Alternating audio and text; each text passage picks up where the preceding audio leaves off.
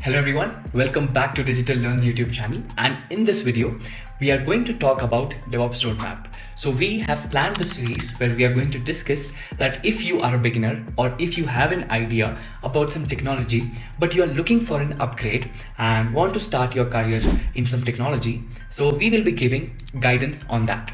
Okay, and so today's video will be all about DevOps engineer. If you are interested to become a DevOps engineer, please do watch the roadmap, and if you are not also, please watch it and share it with your friends. Thank you so much, and let's get started. Okay, so here in the series of DevOps, the step one is version control system. Now, what is version control system? Version control systems are tools that track changes to the codes and file over time, enabling multiple users to collaborate on projects, maintain history, and manage different versions of the code bases. What does that mean? Because developers and operations team will be collaborating here, right? So there will be multiple users who will be working. So we need to make sure that every track has been checked, okay? Every changes has been maintained and everything we are aware of, okay? For that we use GitHub, okay? And then the next part is Linux. Linux is an operating system, right, which most of the people, companies uses to deploy their applications, right? So Ubuntu and Debian are both popular Linux distributions, with Debian serving as the upstream base for Ubuntu. So Debian is known for its stability, extensive package and repository, and rigorous testing process, making it a favored choice for servers and systems requiring long-term support. Okay? And once you have mastered the Linux, time to learn cloud providers. If you haven't watched our video on cloud service providers, right, please go and check this out, and we will put the link into the description as well.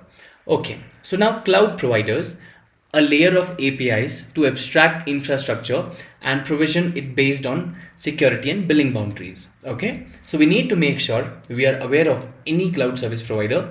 It could be AWS, it could be Azure, it could be GCP, right? Once we have mastered that skill, then we can move on to further steps. Okay, after learning any cloud service provider, we will move to the next step, which is the infrastructure provisioning and configuration management. So, infrastructure provisioning refers to the process of setting up the necessary IT infrastructure, example, servers, storage, networking, required to run applications and services. Okay, so infrastructure provisioning, what does that mean? So, whatever we have learned in cloud service provider, now we need to implement and create that using the code, right? So, here Terraform plays a very important role. So in this step, we have to learn Terraform. But here we have configuration management. What does that mean? Configuration management involves maintaining and managing the desired state of IT resources once they are provisioned. So once we have deployed the infrastructure using Terraform, the next step is to manage all those servers. Let's suppose on some servers we have to install Python, on some we have to set up Nginx web server, and different things we have to do, right? But there are, let's suppose, not one servers. We have to do it on more than one. It could be 10, 20, anything.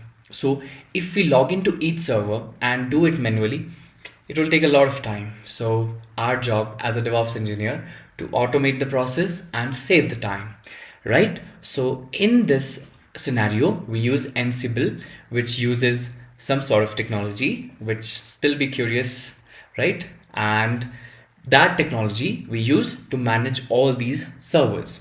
Okay, once we are good with Terraform and Ansible, we will move with the CI/CD part. Now developer has written the code and the servers are provisioned. Now we need to integrate the process, and in an automation way as well, right? So we use CI/CD. It could be Jenkins, it could be GitHub Actions.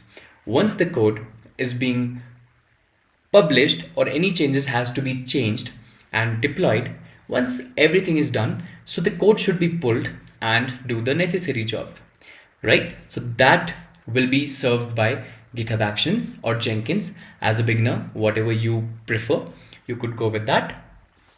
Next step, containers. Containers are lightweight, portable, and isolated environments that package application and their dependencies. Let's suppose I have created a project based on Django, right? It's a Python's framework. Now I have to install Django, and if I'm using any other frameworks, modules, right? So I need to install the dependencies. So I take the code, I take the dependencies and mix them together, make a package and give it to the operations team. So that's what we can do using the containers. And this part could be done using the Docker technology. Okay. So once we are good with that, then we'll see the next step. And what is the next step? Is Kubernetes. That how can you manage the containers which you have created, in which the dependencies and code is there. You have to deploy it, right? So Kubernetes is an open source container management platform and the dominant product in this space. Okay, using Kubernetes, teams can deploy images across multiple underlying hosts, right? Defining their desired availability, deployment logic, and scaling logic in YAML files.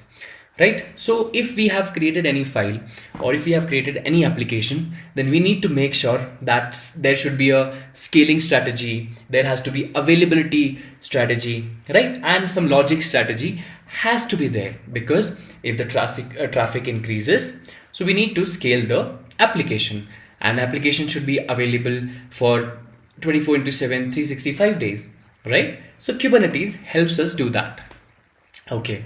Once we have done that, the next part is the monitoring. You monitor the infrastructure which you have deployed. There are servers, the networking part, storage part, auto scaling group, load balancers. So the whole infrastructure has to be monitored, because monitoring refers to the practice of making the performance and status of infrastructure visible. Right? What if some we can say disk is corrupted and the server is down, right? So we need to make everything visible to us, right? So this section contains common tools used for monitoring. You can use either the tools provided by vendors. If you use AWS, you can watch CloudWatch. If you want to use some open source, Prometheus, right? So there are plenty of tools available to do that. Once you are monitoring, everything is done. Now the next thing is logs management. Log management is the process of handling log events generated by the all software applications and infrastructure on which they run. So we have the underlying infrastructure, on top of we have the application. So we need the logs of infrastructure as well, and we need the logs of application which is generating that. Let's suppose somebody visited the website, this IP address, and this was the location, right? So we need to maintain that, and it helps in the customer service as well. Let's suppose if customers are facing some problem adding something into the cart, so if we have the we can say logs, so we can know that okay, this is the response time from our server is too high, and which might irritate our customer, right? So log management is also important. So here we go. Once we have learned all of these things, we should know how to integrate all of them together, and this makes us DevOps engineer. You can go for the certifications as well, and we will start we can say series on that as well shortly. So thank you so much everyone. It was nice teaching all of this, and this roadmap might be the best for now. We can claim that, and hope you have gained some knowledge. Thank you so much. We'll see you guys in the next video, and if you have liked it, please leave a comment and subscribe to our channel for more information. Thank you.